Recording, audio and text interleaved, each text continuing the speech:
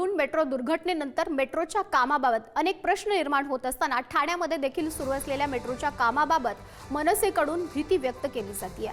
Mulund metro दुर्घटनेबाबत संबंधित ठेकेदाराला 6 कोटींचा दंड ठोठावण्यात आला। मात्र ही कारवाई समाधानकारक नसून ठेकेदाराला काळ्या यादीत टाकण्याची मागणी मनसेकडून बॅनरच्या माध्यमातून करण्यात आली आहे। उपमुख्यमंत्री एकनाथ शिंदेंच्या ठाण्यातील निवासस्थानापासून हाकेच्या अंतरावरतीच असलेल्या नितीन कंपनी या ठिकाणी मनसेनं सरकारला डिवचणारे बॅनर लावलेत।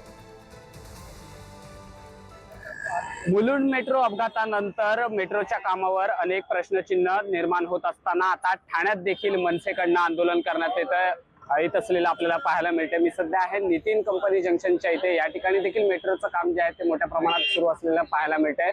मुलुंडला जी काही दुर्घटना घडली त्याचा निषेध करण्यासाठी मनसेकडनं आता पोस्टरबाजी जी आहे ती ठाण्यात करण्यात आलेली आहे। या ठिकाणी मेट्रोचा अपघात झालेला होता तो मेट्रोचा ब्रिज जो आहे तो दाखवण्यात आलेला आहे।